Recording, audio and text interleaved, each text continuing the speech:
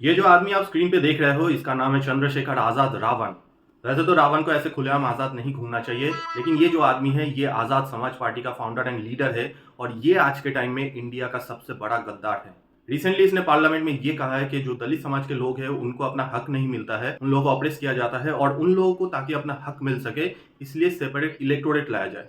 Separate electorate एक ऐसा दीमक है जो खुद के ही देश को धीरे-धीरे खा जाता है। सेपरेट इलेक्टोरेट में ये होता है कि जो वोटर्स होते हैं ना, उन लोगों में भी रिजर्वेशन होता है। हम लोगों के कॉन्स्टिट्यूशन में जो कैंडिडेट्स होते हैं उन लोगों में रिजर्वेशन है, लेकिन वोटर्स में कभी भी रिजर्वेशन नहीं था। अगर कोई एरिया से कोई भी पर्टिकुलर कैंडिडेट खड़ा होता है तो फिर वहां के जो लोग हैं वो उसको वोट कर सकते हैं regardless of any community, any reservation, any caste. लेकिन सेपरेट इलेक्टोरेट में जो एक पर्टिकुलर कम्युनिटी होता है वही अपना कैंडिडेट चूज करेगा और वही वोट भी डालेगा, कोई और कम्युनिटी के लोग वोट नहीं डाल सकते हैं। ऐसा पहले भी हमारे देश में हो चुका है। 1909 में एक ब्रिटिशर्स को भी ऐसा लगा कि मुस्लिम्स के लिए एक सेपरेट इलेक्टोरेट लाना चाहिए और उसने मॉर्लिमेंटो रिफॉर्म लाया और उस रिफॉर्म के अंदर जितने भी मुस्लिम्स थे उन लोगों के लिए सेपरेट इलेक्टोरेट लाया गया।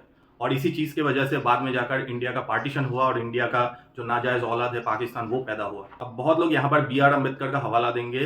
वो भी पहले ये चाहते थे कि जो दलित समाज के लोग हैं उन लोगों के लिए एक सेपरेट इलेक्टोरेट बनाया जाए, लेकिन बाद में जाकर उनका गांधी जी के साथ एक मीटिंग होता है 1932 में और पूना पैक्ट के अंदर अम्बेडकर जी ने भी ये माना था कि जो सेपरेट इलेक्टोरेट है ये बाद में जाकर देश के लिए खतरा बन सकता है और उन्होंने भी इस आइडिया को छोड़ दिया था। इवन हमारे कॉन्स्टिट्यूशन पर भी कहीं पर सेपरेट इलेक्टोरेट का बात नहीं है, क्योंकि ये जो सेपरेट इलेक्टोरेट का आइडिया है ये यूनिटी को अपोज करता है, यूनिटी के खिलाफ काम करता है। अभी तो ये बात जस्ट स्टार्ट हुआ है। अगर इस बात को हवा मिलता है, ऑपोजिशन भी इसका मांग करने लगते हैं और अगर ये इंप्लीमेंट होता है कहीं से भी तो फिर रेडी रहो, एक नया देश देखने को मिल सकता है इंडियन सब कॉन्टिनेंट में। वैसे मैं इसके बारे में थोड़ा सा रिसर्च कर रहा था चैट जीपीटी में और चैट जीपीटी जो कि एक एआई है वो ये कह रहा है कि इसके रिलेटेड कोई भी सीरियस नेशनल पॉलिसी मूवमेंट नहीं है। मतलब जो चैट जीपीटी है जो कि एक एआई है वो भी इसको सीरियसली नहीं ले रहा है, हम लोगों को भी नहीं लेना चाहिए।